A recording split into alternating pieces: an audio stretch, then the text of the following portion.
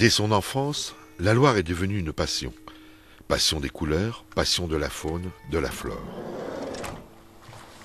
Pour Jean-François Souchard, le fleuve Royal devient une source d'inspiration. Depuis longtemps, il la sillonne à pied, en canoë, pour la photographier. J'ai abordé la Loire tout d'abord par le côté sportif, par le canoë et le kayak. Et puis très vite, le côté naturel, ambiance, est venu dépasser le côté sportif et le canoë est devenu plus un moyen de transport, un moyen de découverte qu'un moyen de me dépenser. Et en plus, j'arrive à faire les deux en même temps. Majestueuse, calme, déchaînée, la Loire n'a jamais été facile. Les mariniers au XVIIIe siècle l'aimaient, la redoutaient. Elle n'a pas changé. On y trouve des ambiances, des choses beaucoup plus précises, une faune vraiment très intéressante, une flore à certaines périodes vraiment superbe aussi, et puis aussi beaucoup de gens qui vivent plus ou moins de la Loire, en tout cas qui aiment vraiment beaucoup se balader en Loire, avoir une activité proche du fleuve. Il y a une symbiose entre le paysage, la nature et puis ce que moi j'appelle les Ligériens, c'est-à-dire les gens qui prennent plaisir à venir en Loire. Oh putain, on va se choper un banc de sable. Hein. A-t-on le droit de parler de la Loire comme un autre fleuve? Elle sait faire parler son orgueil. Elle n'est pas facile à apprivoiser. Je ne sais pas si vraiment à un moment ou à un autre on peut dire qu'on a apprivoisé la Loire. Moi, à chaque fois que je viens en Loire, j'y découvre des nouvelles choses. Je me fais parfois surprendre à des endroits où je ne m'y attendais pas forcément. Donc non, elle n'est pas facile à apprivoiser. Je crois qu'elle n'est pas apprivoisable en fait.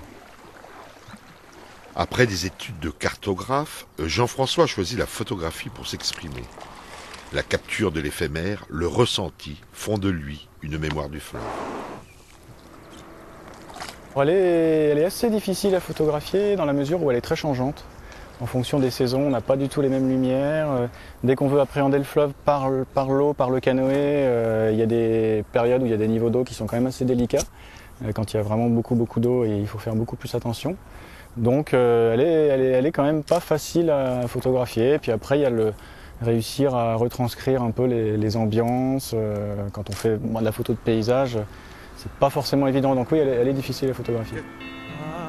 C'est un plaisir très simple finalement, pas forcément une excitation intense, mais une sensation de quiétude, de calme, même si parfois on est sur une île quasiment en plein centre-ville, avec une foule autour, une vie vraiment bouillonnante, on se sent vraiment calme, apaisé. Donc voilà, puis il y a des moments, dès qu'on photographie un peu la faune, etc., là forcément quand le castor arrive là où on veut, c'est l'excitation et on fait beaucoup de photos d'un seul coup. Au niveau sensation, ça va très vite, quoi, que ce soit l'animal qui sort ou que ce soit un coucher de soleil qui dure une demi-heure. Et on sait que de toute façon, chaque coucher de soleil est différent. Donc c'est vrai que si on fait pas en Loire, si on fait pas la photo vraiment au moment où il y a la lumière, ça sert à rien de revenir le lendemain, on n'aura pas la même. La Loire s'impose, mais ne se maîtrise pas. Jean-François a réussi seulement à se glisser dans son lit, à se faire accepter.